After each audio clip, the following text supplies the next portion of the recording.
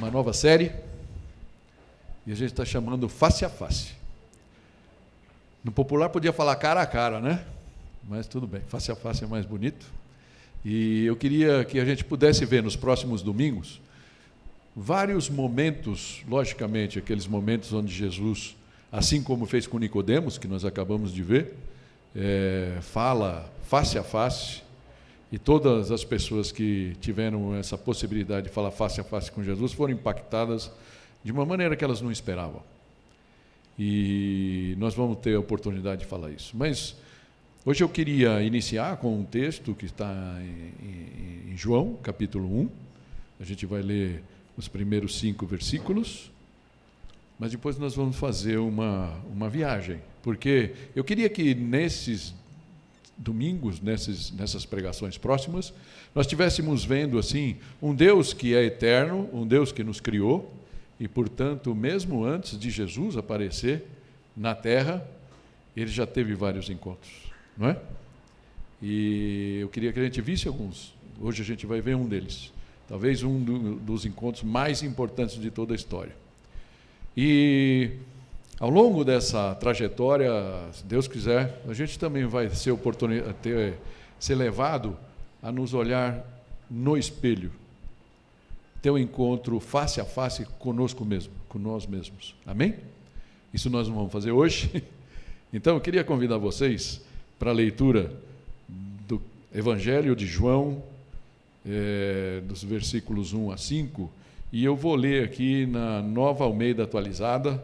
Isso aqui não está apontando nenhuma tendência não, tá, gente? Já que a gente leu na outra semana, mas é que eu queria trazer aqui o nome tradicional que é dado a Jesus, para que a gente possa refletir um pouquinho sobre ele, tá bom? Então, João 1, a partir do versículo 1, diz assim: no princípio era o Verbo, e o Verbo estava com Deus, e o Verbo era Deus. Ele estava no princípio com Deus, todas as coisas foram feitas por ele, e sem ele, nada do que foi feito se fez. A vida estava nele, e a vida era a luz dos homens. A luz resplandece nas trevas, e as trevas não prevaleceram contra ela. Amém? Pai, nos acompanha nessa reflexão. Fala ao nosso coração, Senhor. Toca lá no fundo, Pai, alguma coisa que esteja adormecida no profundo do nosso ser. Nos mostra a sua vontade para cada um de nós. Em nome de Jesus. Amém. Amém? Eu fiz questão de trazer aqui, provocativamente, alguns, pelo menos aos mais novos, não é? No princípio, era o Verbo. A gente está acostumado na NVI que fala a palavra, que é a tradução, é a tradução da palavra logos, não é? O que realmente João quis trazer aqui, e João, talvez aquele que é tido como o discípulo amado de Jesus, não é? Aquele que esteve mais próximo, no círculo mais íntimo dos discípulos de Jesus, quando Jesus morre, ressuscita, e depois, quando chega o momento dele escrever o seu evangelho, Mateus já tinha feito seu evangelho, Marcos já tinha feito seu evangelho, Lucas a gente não sabe em que momento ali, mas João, ele quis começar o seu evangelho trazendo para nós uma coisa que ficasse clara de que Jesus era muito mais do que um homem. Muito mais do que um homem, não é? E ele voltou para as origens. E ele chama essa origem, na verdade, se a gente estivesse lendo aqui o grego, se a gente estivesse lendo a tradução grega, o nome que estaria aqui era, no princípio, era o Logos, que era o que os gregos entendiam que era o princípio de tudo, a formação de tudo. Nas Bíblias tradicionais, né, elas usaram essa palavra verbo, que é muito importante porque ela mostra para a gente a ação de Deus. Não é um Deus morto, um Deus distante, um Deus teórico, um Deus filosófico, mas é um Deus que atua e que age, não é? As Bíblias mais modernas, como a NVI, traduzem a pé da letra, parece ser mais ao pé da letra, o Logos pela palavra, não é? Então tem que adaptar, né? Falar, no princípio era aquele que era a palavra. Não é? Mas o importante é que nenhuma das duas traduzem totalmente o princípio que está embutido na palavra logos, que é toda a ação de Deus. E Deus falou através da sua palavra, quando Deus fala lá no princípio, faça-se a luz, faça-se as águas, separe, né, as águas de cima, as águas de baixo, faça-se terra seca e a terra e as águas, separe. Então, sempre foi a palavra, o logos. E é como se João estivesse trazendo essa realidade aqui. Tudo isso, se houve uma ação, o Filho já estava presente. Amém? E por isso ele fala aqui, no princípio era o Verbo. E o Verbo estava com Deus, e o Verbo era Deus. Ele estava no princípio, todas as coisas foram feitas por ele, e sem ele nada do que foi feito se fez. A vida estava nele, e a vida era a luz dos homens. Até hoje continua sendo. Mas em algum momento da história, parece que o homem deixou que a sua realidade se obscurecesse. E essa luz, não que ela de alguma maneira fosse possível ofuscar a luz de Deus, mas é como se o homem tivesse arrumado uma sombrinha, né? Arrumado um guarda-sol, não um guarda-chuvas, não é? Para se ausentar dessa luz.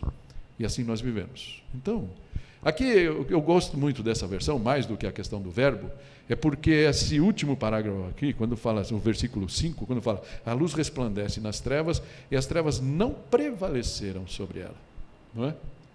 A NVI fala, não derrotaram.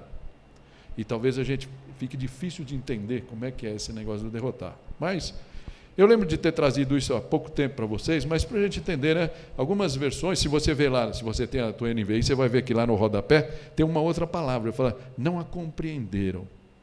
E talvez seja esse o nosso grande problema hoje. A gente não consegue compreender a profundidade, o tamanho, a magnitude do que é Deus conosco, né? Esse é Emmanuel. E eu queria que a gente visse algumas coisas hoje que nos ajudassem nisso. Então, não puderam dominar, não conseguiram apagar. Você percebe hoje no nosso mundo isso acontecendo ou não? Nosso mundo hoje, o que está acontecendo, apagando. Lembro de uma outra, em agosto do ano passado, outro dia passaram de novo isso daí, lá no Chile, queimando algumas igrejas, né? Aquele negócio que aconteceu lá em Curitiba. Ou seja, parece que está no coração do homem, de alguma forma, um certo antagonismo contra a religião, como se fala, né? Mas é interessante que várias religiões os homens aceitam e acatam e abraçam de uma forma mais natural. Mas Cristo é o problema. Cristo é o problema. O cristianismo, portanto, é um problema. Talvez porque ele é incômodo. E nós vamos ver isso. Por quê? Qual é a raiz do problema? Ok? Então, de uma forma ou de outra, as trevas não foram receptivas à luz. A gente vê isso claramente na nossa vida, nesses dias de hoje. Elas sempre buscaram, de alguma forma, assimilar e dominar.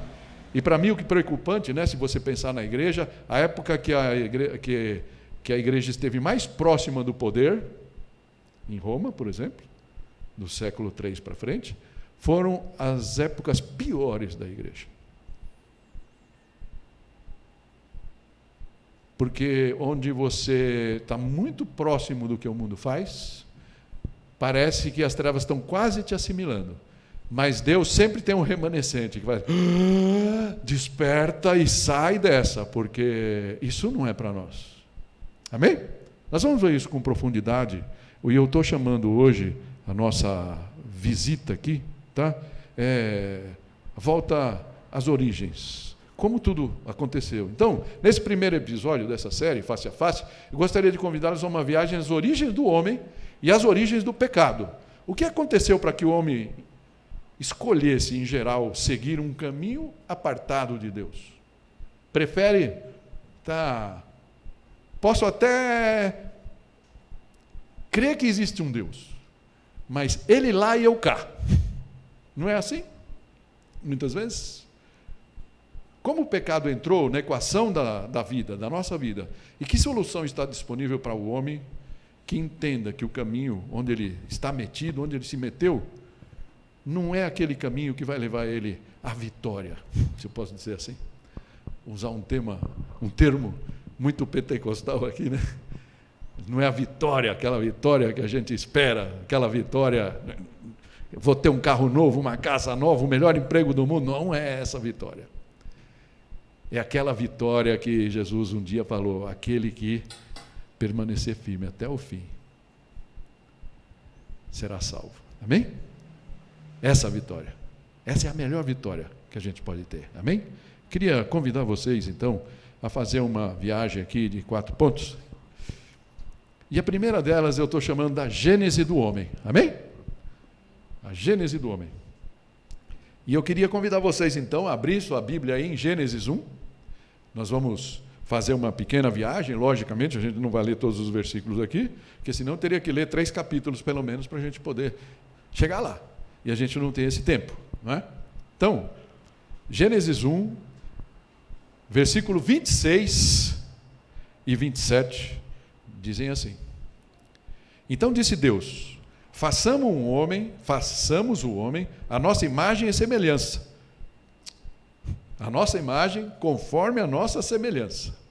E o versículo 27 que fala, criou Deus o homem, a sua imagem, a imagem de Deus o criou. Homem e mulher os criou. E é interessante, né? Não vai projetar aí, mas se você der uma seguidinha, uma corridinha no teu olho aí, versículo 31 fala, e Deus viu tudo o que havia feito, e tudo havia ficado muito bom. Amém? Deus se alegrou com aquilo que ele fez. E o homem e a mulher estavam ali, dentro da alegria da criação. Pulando para o capítulo 2, versículo 7, vai explicar, né? O capítulo 1 fala de toda a criação, até o 7º dia, onde Deus descansa. O versículo 2 parece que vai dar, né? Fala do macro, o capítulo 2, vai dar um zoom em algumas coisas da criação. E aí no versículo 7 fala, então o Senhor Deus formou o homem do pó da terra e soprou em suas narinas o fôlego de vida. E o homem se tornou um ser vivente. Primeira vez que eu ouvi uma música, música gospel moderna, um corinho, que fala de Deus vindo, né? E pondo a boca no nariz do homem, soprando sopro de vida nele, me chocou a primeira vez que eu ouvi isso. Muito diferente do que eu tinha lido, mas será que Jesus estava aqui, ou filho, né? Não sei se como a figura que a gente conheceu de Jesus como homem, mas diz que tudo o que foi feito por ele, não é? Então, de alguma maneira, o filho estava envolvido nesse momento aqui. Soprou nas narinas o fôlego de vida e o homem se tornou um ser vivente. Depois, no versículo 21, fala, então o Senhor Deus fez o homem cair em profundo sono. Enquanto este dormia, tirou-lhe uma das costelas e, fechando o lugar com carne, com a costela que havia tirado do homem, o Senhor Deus fez uma mulher. Nunca entendi por que não está aqui a mulher, né? Mas uma mulher e a trouxe a ele. Amém? Então, aqui fala da criação, tanto do homem quanto da mulher. E no versículo 23 disse, então o homem, esta sim é osso dos meus ossos e carne da minha carne. Ela será chamada mulher, porque do homem foi tirada. E dando um saltinho para o versículo 25, o homem e sua mulher viviam nus e não sentiam vergonha. Isso é importante a gente pensar. Deus fez o homem, Deus fez a mulher, embora eu não esteja trazendo esse versículo aqui, talvez um dos conceitos mais importantes para a gente pensar aqui, e no fundo a gente vai explorar um pouco mais, é que Deus chega para o homem e fala, domine sobre todos os seres viventes, sobre os animais e sobre tudo o que foi feito. Ou seja, Deus chama o homem para uma parceria de domínio. Domínio segundo a sua orientação. Amém? Essa foi a missão do homem. E ele falou, cresçam, multipliquem-se, tudo aquilo que você pode ler nos versículos que a gente pulou, tá bom? O segundo ponto que eu queria trazer para você é a gênese do pecado. como o pecado entra no mundo? E aí, ainda no versículo 2, só para a gente entender um pouco o salto que a gente vai dar, no versículo 15, diz que o Senhor Deus colocou o homem no jardim do Éden para cuidar dele e cultivá-lo. E o Senhor Deus ordenou ao homem: coma livremente de qualquer árvore do jardim, mas não coma da árvore do conhecimento do bem e do mal, porque do dia em que dela comer, certamente você morrerá. Você acha que Deus fez isso por descuido? Eu acho que ele não fez isso por descuido. Ele precisava ter certeza do caráter do homem que ele tinha criado. Ele criou o homem com todas as faculdades de discernimento, de livre-arbítrio, não é? Para poder opinar, para fazer as suas próprias decisões. Mas ele precisava saber como era o caráter desse homem. Se esse homem tinha entendido realmente, estava com ele, de coração, uma parceria divina, né? Então, ele entendeu que era necessário exercitar esse arbítrio, uma das principais características que ele compartilhou com os homens na sua criação. Amém? Então, o ambiente estava posto. Dependia do homem, um ser criado para ser eterno, viver para sempre em comunhão com Deus, com o seu Criador, em plena amizade e intimidade, ou buscar outro caminho. E Gênesis 3 nos conta justamente o momento em que a liberdade que Deus deu ao homem foi colocada à prova. Amém? Então, se você está aí seguindo na sua Bíblia, estou vendo que alguns estão, dá uma virada na página, Gênesis 3, a partir do versículo 1, diz assim: ora, a serpente era o mais astuto de todos os animais selvagens que o Senhor Deus tinha feito. E ela perguntou à mulher: foi isto mesmo que Deus disse? Não comam de nenhum fruto das árvores do jardim? Interessante aqui, a Bíblia de Jerusalém comenta que a serpente aqui serve como uma máscara, né? Para aquele ser hostil a Deus e inimigo do homem, que é reconhecido como adversário, como o diabo, Satanás, conforme o diálogo registrado em Jó. Se você for lá um dia quiser ler a história de Jó, fala claramente isso, né? Que Deus estava lá no céu e entre todos os anjos vai lá Satanás e conversa a assuntar com Deus e aí tem todo o desencadeamento lá, ok? Então, o que ela ou ele está plantando aqui? É importante a gente lembrar daquela frase que eu comentei com vocês outro dia, né? Lembra a frase do Dallas Willard, que eu falei?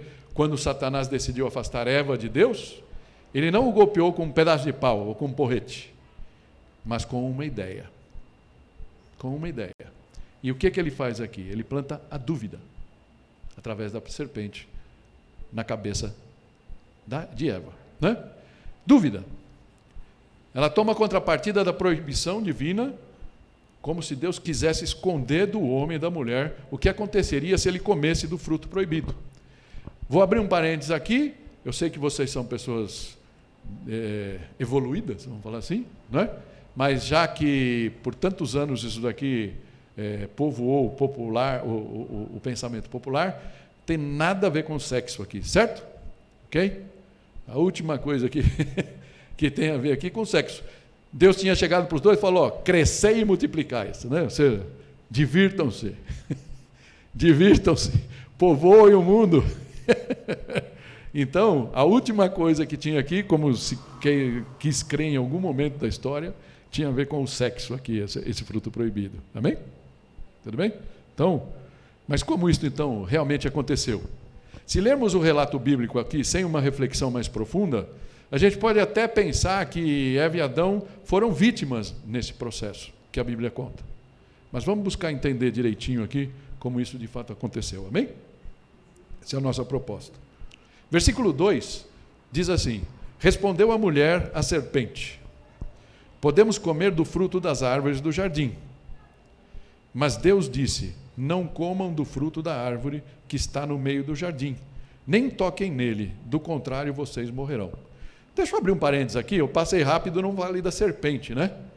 dá para entender que a serpente naquele tempo lá era diferente da serpente que a gente tem hoje. A serpente que a gente conhece hoje é assim por causa da maldição de Deus, não é?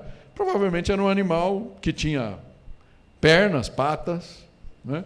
Mas certamente ele foi usado aqui como talvez uma dominação, talvez só como uma marionete, talvez só induzindo a mulher a pensar, não é? A gente não sabe, a Bíblia não explica direito. Ela fala como se Moisés, quando escreveu isso, diz, com o conhecimento que ele tinha, que foi uma palavra normal, não é? Aí, de repente, você fala, não, isso aqui é história da carochinha, como é que pode ser uma coisa dessa? Ora, se a gente crê num Deus que criou todas as coisas, ele podia muito bem fazer um animal falar, não é verdade? Mas não faz muito sentido pensar que tinha alguns animais falantes, porque se Deus fez ao homem a sua imagem e semelhança, um animal que falasse teria que ter raciocínio, teria que ter algumas semelhanças com Deus, que não faz muito sentido. Então, tudo indica que a serpente aqui foi usada por Satanás nesse momento, né? Isso que é o entendimento mais correto aqui. Então, mas o que eu queria chamar a sua atenção é que é interessante que Eva aqui, ao responder a serpente, ela acrescenta uma coisa, o toque. Não tocar, no caso, né? Não tocar. E a ordem dada por Deus, de simplesmente não comer do fruto, tá? Aqui foi distorcida um pouquinho. Talvez isso nos leve a pensar que Satanás agiu com Eva, o inimigo agiu com Eva, muito semelhantemente como ele faz com a gente, não é?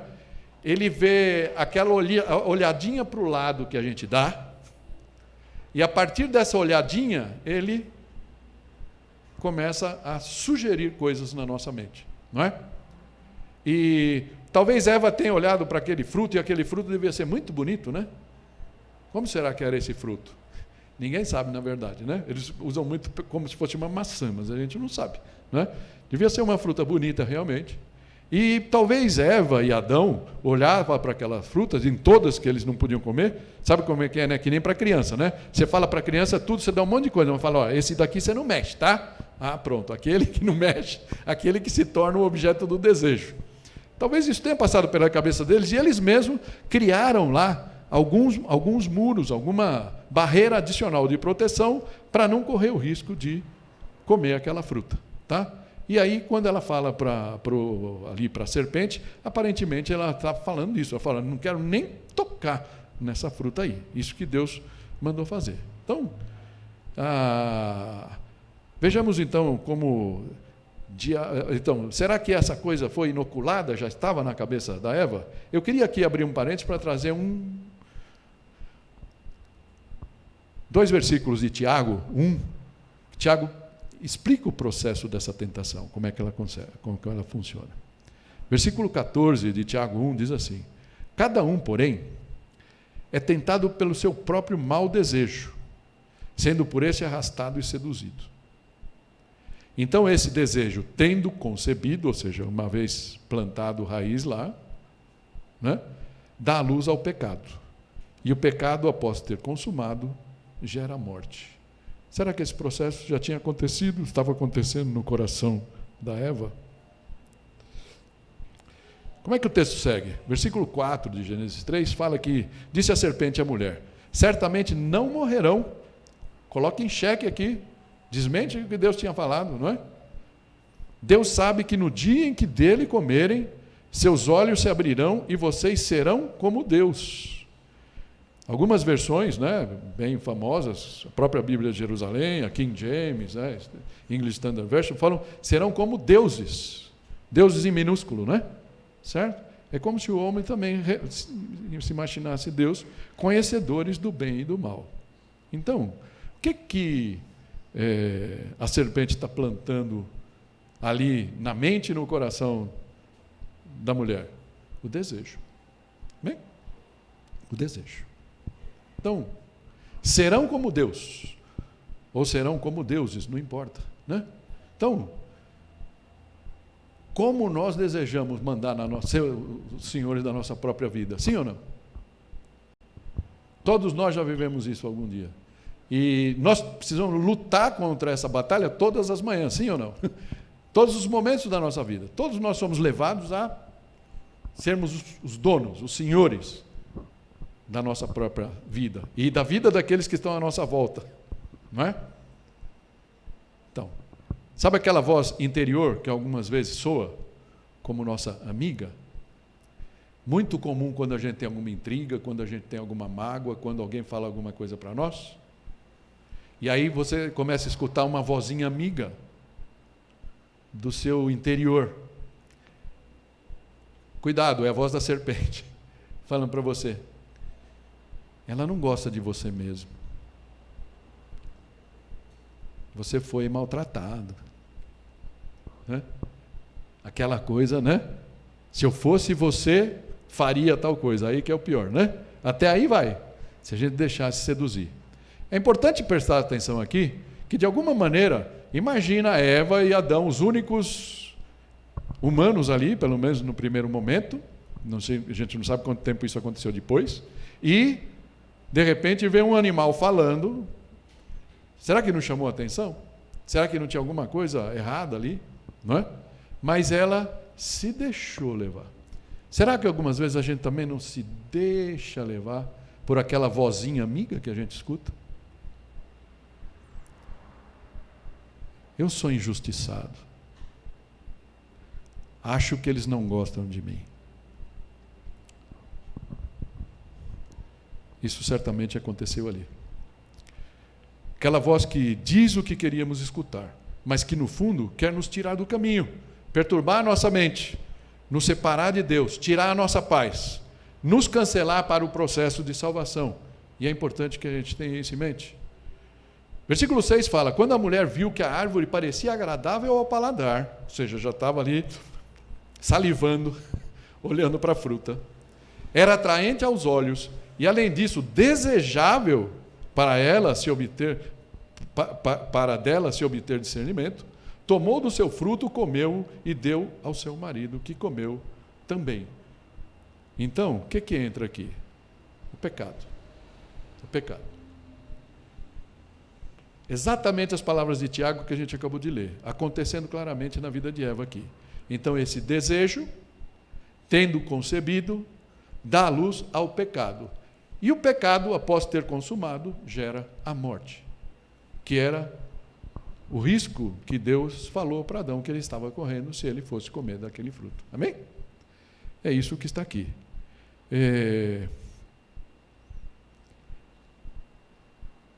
Ingratidão salta aqui também, não é? Interessante que o versículo 7 fala que os olhos dos dois se abriram, tanto de Eva quanto de Adão, e já percebeu que muitas vezes quando você faz alguma coisa errada, você quer logo chamar um sócio para você não estar sozinho? Tem um ditado espanhol que a gente ouviu muito, né? Na nossa experiência de vida fora daqui, né? Que fala assim: mal de muitos, consolo de tonto, né? Eles falam, né? É assim, né? Então, quando você está fora, você pisou na bola, você fez alguma coisa errada, melhor não estar sozinho, né? Vamos chamar os outros para estar junto ali. Não sei se isso aconteceu, Eva chamando Adão, ou se realmente Adão estava junto com ela e eles fizeram o mesmo erro juntos. Mas a verdade é que a partir daquele momento, algo foi quebrado da pureza deles. Algo foi quebrado. Eles se perceberam pela primeira vez na vida nus, sem roupa. E eles acabaram juntando lá, fizeram uma tanguinha de folhas lá de figueira para se cobrir. Isso nos leva para o nosso terceiro ponto, os frutos do pecado.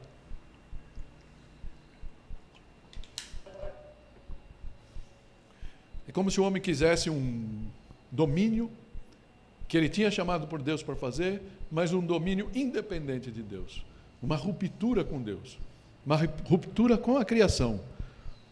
O problema de zeladoria é plantado ali naquele momento, e nós vamos ver isso, as consequências imediatas, e depois nós vamos falar das que chegam até nós. Versículo 8 fala: ouvindo o homem a sua mulher os passos do Senhor Deus, que andava pelo jardim quando soprava a brisa do dia, ou seja, ele estava acostumado a ter uma intimidade com Deus.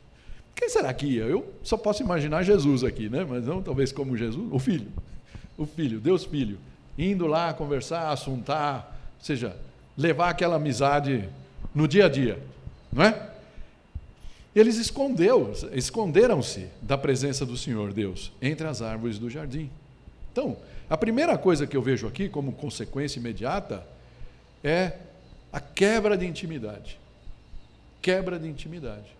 Deus estava tão à vontade com Deus, o homem estava tão à vontade com Deus e Deus tão à vontade com o homem, que eles iam, e o homem peladão lá, e aquilo não era um problema, não é? E eles paravam, conversavam, falavam do dia. Adão, você deu nome para quê hoje? Que bicho você chamou? Como é que vai ser esse de pescoção comprido aí? Ah, vai ser girafa. Ah, tá legal. Por que girafa? Sei lá o que eles conversavam. Mas essa amizade. Então, naquele momento, essa quebra de intimidade é uma ruptura de relacionamento com Deus. E, portanto, a ruptura com a direção de Deus no domínio que o homem foi chamado a ter sobre a terra. Não é? O texto segue dizendo, mas o Senhor, né? O Senhor já sabia tudo nesse momento, mas Ele leva o diálogo, como Ele conversa com a gente algumas vezes nas nossas orações, nos nossos momentos de meditação.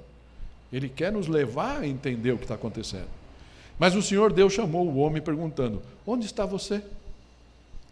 Eu fiz essa pergunta para uma pessoa, não sei se ela está nos escutando, se ela está nos vendo, mas eu perguntei, né? Onde está você? Talvez essa pergunta valha para você que está nos ouvindo, nos escutando hoje. Onde você está? Por que você não está aqui? Por que você não está com o Senhor? Mais importante do que estar aqui, não é? Onde você está? E aí a resposta de Adão. Ele respondeu, ouvi teus passos no jardim e fiquei com medo. Medo? Porque estava nu e por isso me escondi. E no dia anterior, e no outro dia, e todos os outros dias onde ele tinha conversado com Deus, ele não teve medo? 3 coisas aqui, consequências diretas desse. E elas vêm aí numa seguidinha ou juntas, né? O medo. Medo do quê? Na verdade, nesse caso, medo da culpa. Medo da consequência. Eles sabiam que tinham feito errado. Eles sabiam que tinham desobedecido, não é verdade? Então, a culpa. E a vergonha também. Porque quando você é pego em falta, não é? É muito ruim falar, puxa vida, né? Pisei na bola. Por um lado a culpa e por outro lado fala, caramba, como é que eu fui entrar nessa? Agora eles estão nus e têm consciência disso. Tinham consciência de que algo não estava bem em função do que tinham feito. E sentiram tudo isso, a culpa, a vergonha, o medo das consequências. Deus segue no papo e pergunta, quem lhes disse que você estava nu? Você comeu do fruto da árvore da qual eu proibi de comer? E aí ele falou, e aí vem outra coisa, foi a mulher. Foi a mulher. E ainda, que me deste? Né? Por companheira, que me deu o fruto da árvore e eu comi. Então, outra consequência clara aqui, que eu sei que você nunca fez, certo? Nem eu também, porque nós somos santos. Terceirização da culpa. A primeira terceirização da culpa. Adão conseguiu, numa resposta só, culpar a mulher, que até aquele momento era sua companheira, carne da sua carne, certo? Como ele mesmo tinha falado, e culpar a Deus. Eu era tão feliz sozinho, o Senhor me deu essa companheira aqui, o Senhor que me deu, e ela me fez pecar, não é? Estou vendo alguns maridos dando risada, não sei porquê, mas estou cara.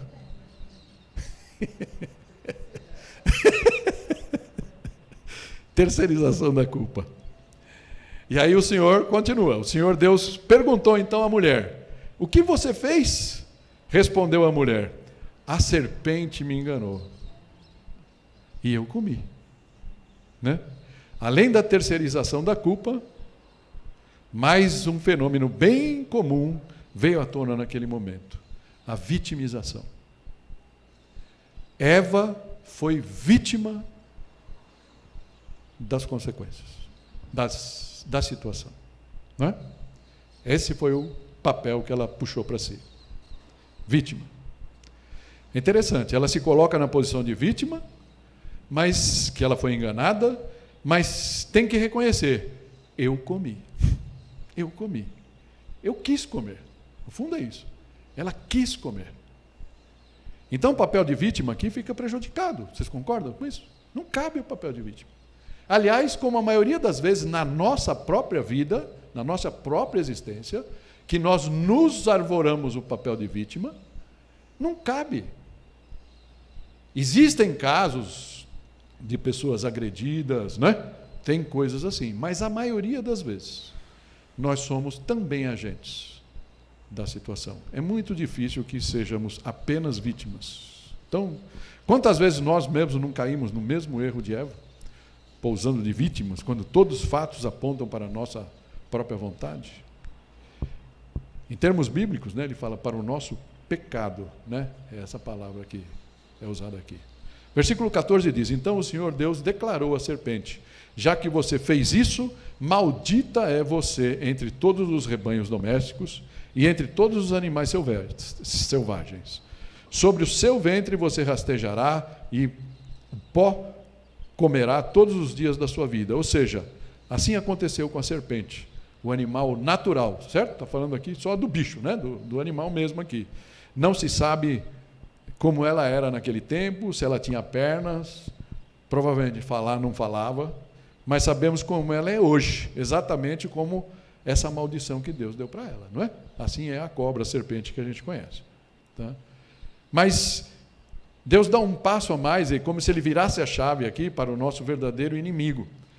E ele fala aqui, né? Aquele que provavelmente usou a serpente ali como sua marionete, como sua agente.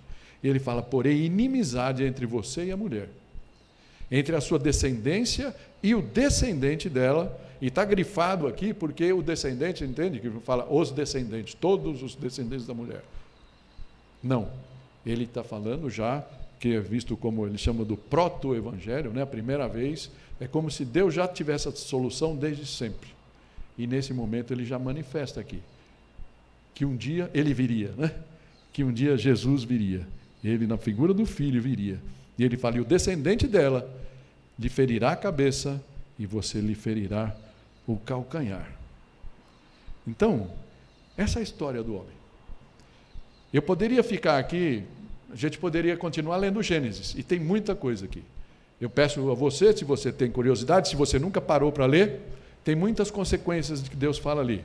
Deus fala para o homem, fala, olha, eu te dei domínio sobre todas as coisas, e a ideia é que você dominasse sobre todas as coisas sob a minha orientação.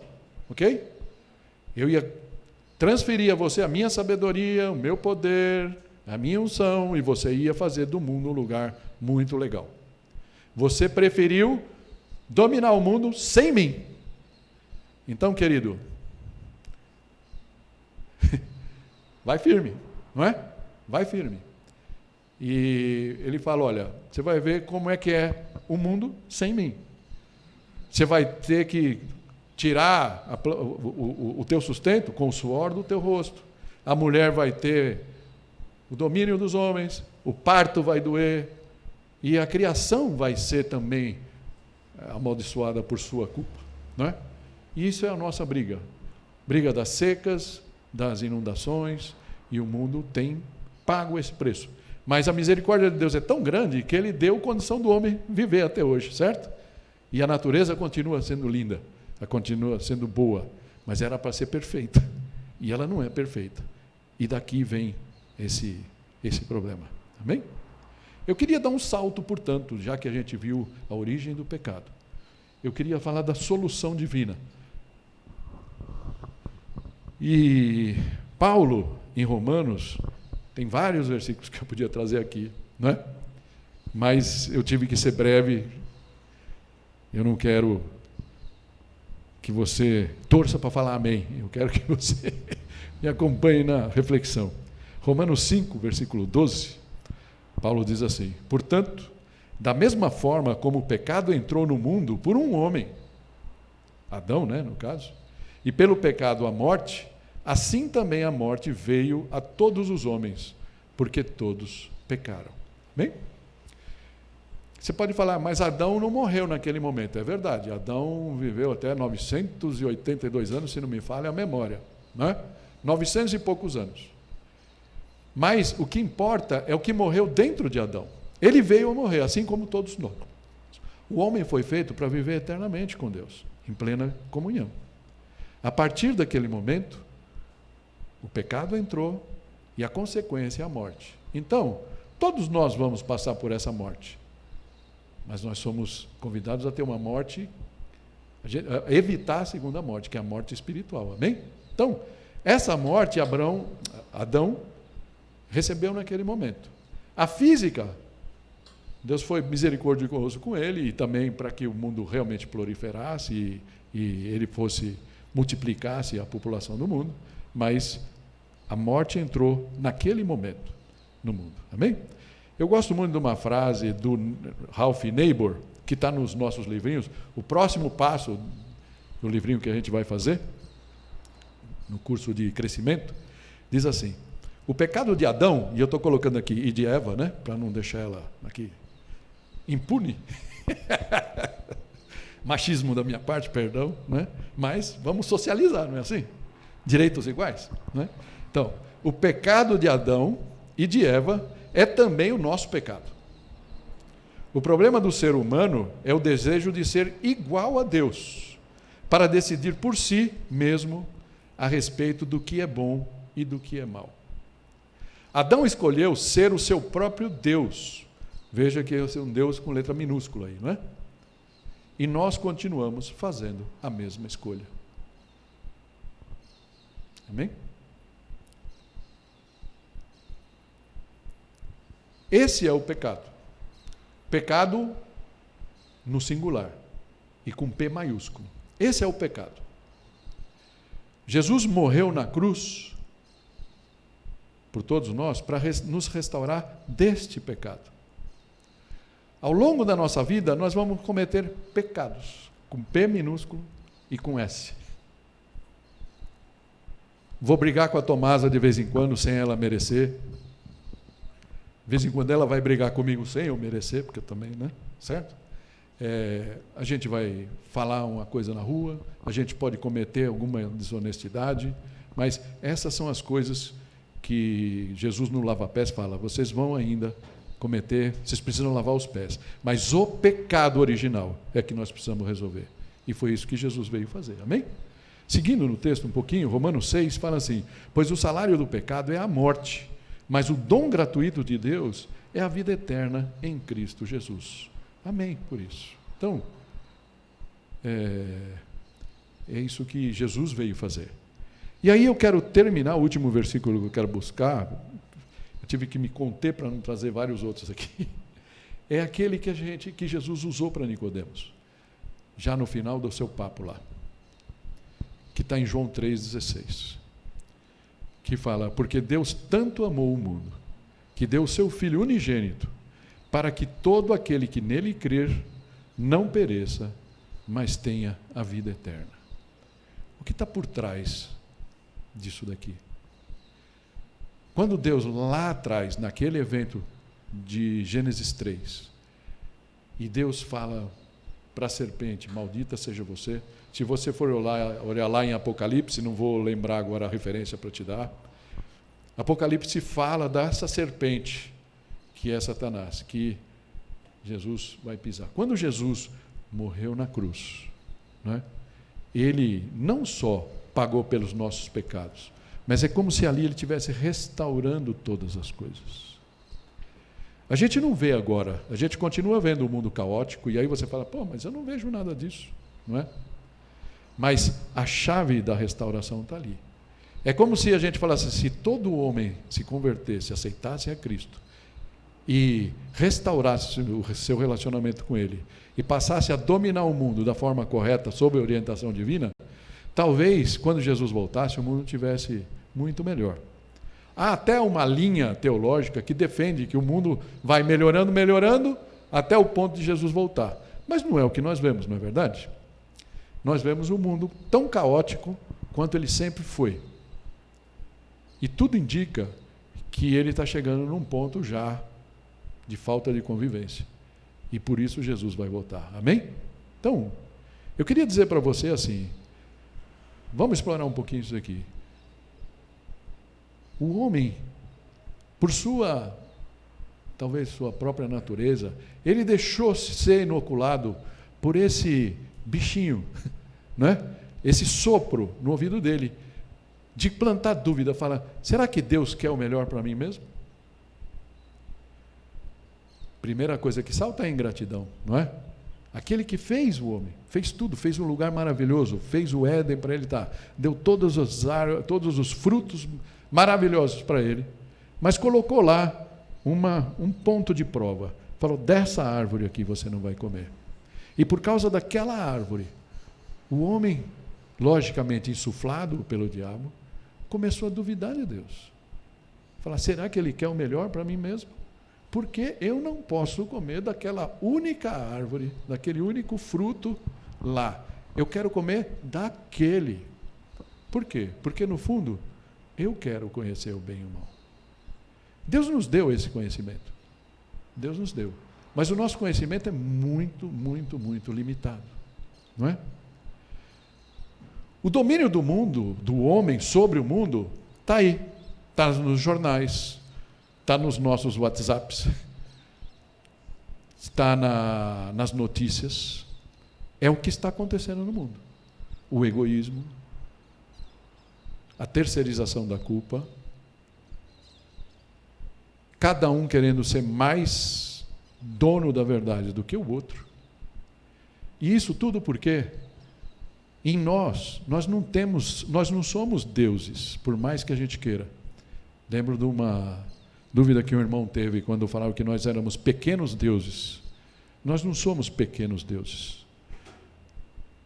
Uma vez que nós nos rendemos a isso que fala esse versículo aqui, porque Deus amou o mundo de tal maneira que falou, eu vou me tornar homem e vou lá viver com eles, ensinar eles, mostrar aos homens, porque o que a gente conhece de Deus, lógico, tinha o Antigo Testamento, as características mais fortes de Deus a gente conhece através de Jesus, não é? Jesus nos mostrou como é Deus, como é o relacionamento com Deus. E aí ele pagou ali naquela cruz, como a gente viu na semana passada, ser levantado como a serpente, né? E se você crê nisso, se você olha para a sua existência e fala, nossa, realmente, tentei muito ser Deus da minha vida, tentei muito fazer da minha forma, mas isso tem me gerado, no mínimo, muita angústia, muita ansiedade, muitos erros e pouco descanso, cansaço é o que o nosso mundo gera em nós. O convite aqui de Jesus e desse versículo é assim, você pode ter descanso, você pode ter um companheiro de jornada, não é? Você pode ter alguém para compartilhar as suas angústias, as suas ansiedades e confiar nele. E eu posso garantir para você que as suas ansiedades vão diminuir muito e a sua vida pode ser muito diferente. Eu deixo aqui esse convite para você, se você quiser, né? Fala assim, olha, Senhor, talvez eu nunca tenha parado para entender realmente qual é o fruto do pecado. Por que eu tenho que me arrepender? Não é? Então, se você ainda tem dúvida, eu deixo bem claro para você. Do que você tem que se arrepender? De tentar ser o Deus da sua vida. De tentar gerir a sua vida sem Deus participando dela. Esse é o pecado. Esse é o pecado original. Não é? E isso foi que Deus falou. Eu tenho que tirar o homem aqui do paraíso. Mas eu vou fazer para ele um plano, porque eu quero resgatá-lo. E é isso que Jesus representa para nós. Eu gosto muito de uma passagem, antes de orar, de Felipe, quando ele encontra Natanael. Já ouviu Natanael? Natanael isso está lá em João, não me lembro agora, acho que 4. E Natanael era assim, um jovem, provavelmente bem instruído, No The Shows ele aparece como um arquiteto, né? Mas não sei de onde eles tiraram isso. E ele está lá no momento, e aí Filipe, que tinha sido discípulo de João Batista, encontra com Natanael e fala: Natanael, achamos aquele sobre o qual Moisés falava, o Messias, a respeito dele. E aí Natanael pergunta: da onde? Mas da onde vem esse cara? E ele fala que ele era de Nazaré. E aí Natanael trouxe aquela frase que é célebre, né? Pode vir alguma coisa boa de lá. Mas é interessante que em algum momento, a Bíblia não fala, Natanael deve ter entrado embaixo com algum peso muito forte do coração, que talvez você esteja sentindo hoje por alguma coisa, alguma dúvida, alguma angústia, algum peso que você carrega, alguma culpa, alguma falta de perdão, alguma injustiça, que você tem falado: Deus, será que você não me vê? Será que você não enxerga? Como você quer que eu dê um passo a seu favor se você não enxerga a minha angústia? E aí o texto continua falando que, ao ver Natanael se aproximando, disse Jesus: aí está o verdadeiro israelita, a quem não há falsidade. E Natanael não entendeu, falou: mas como é que você me conhece? E aí Jesus chega para ele e fala: eu vi você quando você ainda estava debaixo da figueira. Talvez seja o que Jesus gostaria de falar para você hoje. Eu te vi. Provavelmente você não foi orar embaixo de uma figueira. Talvez você tenha orado no seu carro em algum momento de angústia. Talvez você tenha orado no seu quarto. Talvez você tenha passado por um momento, esteja passando por um momento de dificuldade. Mas Jesus está dizendo para você assim: eu te vejo. Eu te vejo. Eu sei a sua dor. Eu sei a sua dúvida. Amém? Queria chamar a banda aqui, enquanto a gente ora. Fecha teus olhos. Vamos orar.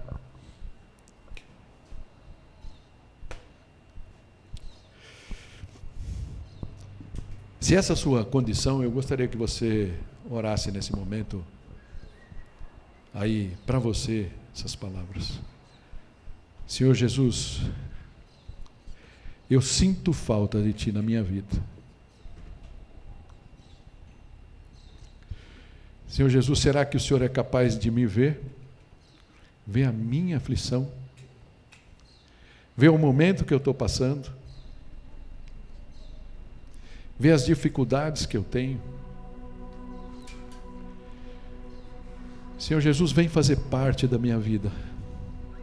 Eu reconheço que esse pecado de Adão e Eva é o pecado que eu sinto no meu coração também. E eu percebo que muitas vezes, mesmo que eu já tenha entregado o meu coração para Ti uma e outra vez, eu estou sempre resgatando de novo a direção da minha vida. Senhor Jesus, eu te peço perdão nesse momento, pela minha resistência. Eu te peço perdão, Senhor Jesus, pela minha teimosia. E peço que o Teu sangue precioso, aquele que o Senhor verteu na cruz, possa apagar o meu pecado nesse momento. Senhor Jesus, eu te convido para fazer parte da minha vida. Senhor Jesus, eu quero que o Senhor me ajude a dominar as situações da minha vida. Eu quero exercer esse domínio não com as minhas próprias capacidades, faculdades, mas com a sua parceria, com a sua orientação, com o seu poder, com a sua misericórdia e o seu amor. Vem tomar o espaço que é só Teu na minha vida e no meu coração. Em nome de Jesus. Amém. Obrigado por ter assistido esse vídeo. Se você ainda não nos conhece, não nos segue, eu gostaria que você se inscrevesse no nosso canal da Aliança da Vila, no YouTube. Também pode nos seguir no Instagram, no Facebook. E vai aparecer aí na tela, né, novas sugestões de vídeo, novas mensagens para que você possa ser edificado. Que Deus te abençoe, que Deus possa falar ao teu coração a cada dia. Não deixa de deixar seu like aí, que é bastante importante para nós. Amém.